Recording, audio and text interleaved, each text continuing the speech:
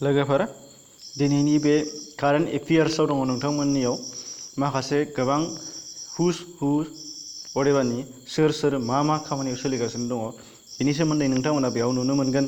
दाबाय मा खामानियाव सोर मा बिबान मोननानै दङ होननानै बुंनाय लोगो बाहाय गोदानै मोननायफोरखौसो आं बाहाय होनाय जादों। गोदानै मोननाय होननानै बुङोबा बेनो जाहैबाय 2019 नि जानुवारिनिफ्राय टिल डेट अदेबानि दासिम गोदानै सोरखौ एपइन्ट खालामनाय जाखो सोर गोदानै बिबान मोननाय जाखो बिनि सोमोन्दै नोंथांमोना बाहाय फ्राय नुनो मोनगोन 15-20 साहालागै बाहाय जोङो गासिबो नोंथांमोननि थाखाय श' खालामनानै होनो आखायाव लानाय जादों। दा नोंथांमोनहा फारियै नायना लालांबानो जाबाय, जोबजासिम नायलां आरो नोंथांमोना जोबजासिम नायलांबासो नुनो मोनगोन। बाहाय नुनो मोनदों फार्स्टआवनो यंगेस्ट MP अफ इन्डिया, दा सोलिबाय थानाय बयनिख्रुइबो उन्दैसिन MP मेम्बार अफ पार्लियामेन्ट लक सभानि, बेखौ नोंथांमोना नुनो मोनगोन। बे जाहैबाय चन्द्रानि मुर्मु बिथां नोंथांमोना नुनो मोनदों। बिनिफ्राय मिस्टार अजित डभाल बिथाङा मा सोलिगासिनो दङ नेशनेल सिकिउरिटि एडभाइजार, बिथाङा आथिखालाव दंगासिनो दङ, बावैसो थिसनदोंमोन बिथांखौ।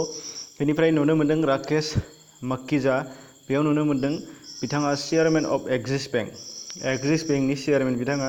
बेनिफ्राय नुनो मोनदों तिजानी मोहम्मद बांडे, बे जाहैबाय president of United Nations General एसेम्बलिनि प्रेसिडेन्ट हिसाबै बिथांखौ थिसननाय जाहैबाय।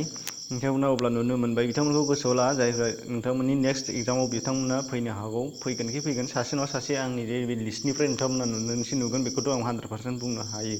दा बेयाव नोंथांमोननि थाखाय नेचार पाब्लिकेसनाव बेबायदिनो गोबां भिडिअ हगारबाय थायो, साख्रिनि जब निउसजों लोगोसे इडुकेसननि गोबां हगारो। नोंथांमोना सोरबा गेदेरनि चेनेलाव फैदोंबा साबस्क्राइब खालामनानै लाब्लानो जाबाय, नटिफिकेसन बेलखौ थुनानै लाब्लानो जाबाय। बेनिफ्राय नुनो मोनदों बाहाय धीरुभाई नरनभाई पाटेल, बेयाव नुनो मोनदों धीरुभाई नरनभाई पाटेल, बिथाङा चिफ जास्टिस अफ दिल्ली हाइकर्टनि, बिथाङा दिल्ली हाइकर्टनि चिफ जास्टिस बावैसो थिसनजानाय। बिनिफ्राय नुनो मोनदों वीरेन्द्र कुमार, बिथाङा प्र-टीम स्पिकार अफ लक सभानि स्पिकार अफ लक सभानि लक सभायाव प्र-टीम दङ मोनसे, बेखौ नोंथांमोना बाहाय स्पिकार बिबान मोनदों बिथां वीरेन्द्र कुमारा। बिनिफ्राय नुनो मोनदों कासेम जमार्ट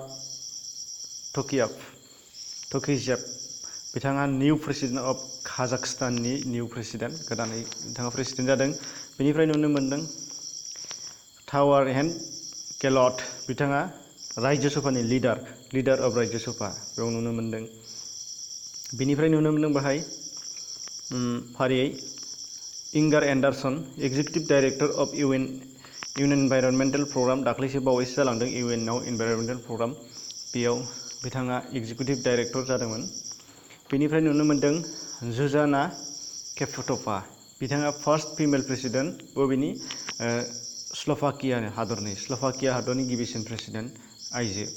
बेनिफ्राय ओम बिरलाखौ आं सिगाङावबो खिन्थाखांखाबाय नोंथांमोननि थाखाय, बे 17th स्पिकार अफ लक सभानि 19थि स्पिकार। बेनिफ्राय अरविन्द कुमार दङ, अरविन्द कुमारा बे जाहैबाय डाइरेक्टर अफ इन्टेलिजेन्स ब्युर'नि अरविन्द कुमारा डाइरेक्टर, बेखौ जों नुनो मोनदों। बेनिफ्राय नुनो मोनदों बाहाय फारियै फार्स्टआव दङ नै नीरेन्द्र भाद्र, बिथाङा नुनो मोनदों member of International Olympic Committee from इन्डियानिफ्राय इन्टारनेशनेल अलिम्पिक कमिटियाव मेम्बार बिथाङा सासे मोनदों। बिनिफ्राय नुनो मोनदों बाहाय दङ लरेन्टिनो कर्टिजो, बेयाव नुनो मोनदों निउ प्रेसिडेन्ट अफ पानामानि निउ प्रेसिडेन्ट। बिनिफ्राय इगर स्टिमेक दङ, इन्डियानि फुटबल कच, बेखौ सोंनो हागौ इन्डियानि फुटबल कच बिथाङा सोर बे इगर स्टिमेक। बेनिफ्राय दिया मिर्जा दङ, दिया मिर्जाया अन अफ द 17th निउ SDG एडभकेट, SDGनि गोदान एडभकेट, 19थि एडभकेट बिथाङा सोर दिया मिर्जा। बेनिफ्राय दङ फारियै जेक' उइड'ड, बिथाङा गोदानै इलेक्सन खालामफिनजानानै इण्ड'नेसियानि प्रेसिडेन्ट जाबाय। इण्ड'नेसियानिया टार्म जोबनायनि सिगांनो रि इलेक्सन जाफिनदों, जानायनि बावनो रि इलेक्सननि उनाव बिथाङा देरहानानै दा प्रेसिडेन्ट जाबाय निउ इण्ड'नेसियानि। बिनिफ्राय नुनो मोनदों सिरिल रामाफसा, बिथाङा प्रेसिडेन्ट अफ साउथ आफ्रिकानि प्रेसिडेन्ट हिसाबै बावैसो थिसनजादों। भिराट कहली आरो अनुष्का शर्मा, बिथांमोनखौ जों बयबो सिनायो, बिथांमोनहा जाहैबाय बोराय बुरैयानो। बेनिफ्राय बिथांमोना मा जादों first brand एम्बासाडर of Myntra online शपिंनि, बिथाङा मोनहा सानैबो एम्बासाडर बेनिफ्राय नुनो मोनो सलमान खाना ब्रेन्ड एम्बासाडर अफ भारत पेनि बिथांमोना बिथां सलमान खाना भारत पेनि ब्रेन्ड एम्बासाडर। बेनिफ्राय दङ नैबाव धरमबीर सिंआ नेभि इन्डियान नेभिनि चिफ जानानै दङ। बेनिफ्राय दङ डेभिस मालपास बिथाङा 13थि प्रेसिडेन्ट बबेनि वर्ल्ड बेंकनि 13थि प्रेसिडेन्ट जानानै दंगासिनो दङ। टिबिएन राधाकृष्णनआ चिफ जास्टिस बबेनि केलकाता हाइकर्टनि चिफ जास्टिस जानानै दङ। बेनिफ्राय मनु सयनी बिथाङा मा जानानै दङ चिफ एक्जिकिउटिभ अफिसारनि आईसीसी इन्डियान क्रिकेट क्लाबनि चिफ एक्जिकिउटिभ अफिसार जानानै दङ।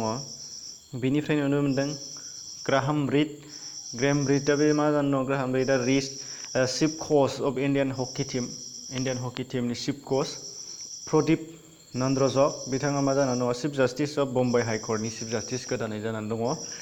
दा बे माखासेनि लिस्ट दङ। लिस्टखौ बुथुमदोंमोन आङो अदेबान नोंथांमोना नुनो मोनदों नेचार पाब्लिकेसननि जानानै। दा बेवहाय मोनसे खोथा नोंथांमोननि थाखाय PDF नोंथांमोनहा जुदि डिमान्ड खालामनो लुबैदोंबा PDF फाइल आं हगारनाय जायो नोंथांमोननि थाखाय बाहाय मोननाय नङा। PDF फाइलखौ आंनाव WhatsApp ग्रुप दङ। WhatsApp ग्रुपआव आंनि बे नेचार पाब्लिकेसन WhatsApp ग्रुपआव नोंथांमोना जइन जानो हागोन। जइन जानो थाखाय गाहायाव डिसक्रिपसनाव नोंथांमोननि थाखाय नाम्बार होनानै दङ। बाहाय नोंथांमोना मेसेज हरबानो जाबाय एड खालामनानै होनाय जागोन। नोंथांमोनहा आरो बाहाय गुबुन सानफ्रामबो बेबायदि जेनाखि हगारनाय बिथांमोननि बेनि PDF फाइलफोरखौ नोंथांमोना बाहाय मोननो हानाय जाहैगोन। बाहाय आं हरनाय जायो। अब्ला लोगोफोर नोंथांमोननि थाखाय दिनैनि बे भिडिअआ बेखिनिमोन। नोंथांमोनहा जुदि दासिमबो चेनेल साबस्क्राइब खालामाखैबा साबस्क्राइब खालामबाव आरो चेनेलखौ साबस्क्राइब खालामनायजों लोगोसे नटिफिकेसन बेलखौ थुनानै डिसक्रिपसनाव खनसे हाबलांबानो जाबाय। एसेनोसै गोजोन्थों।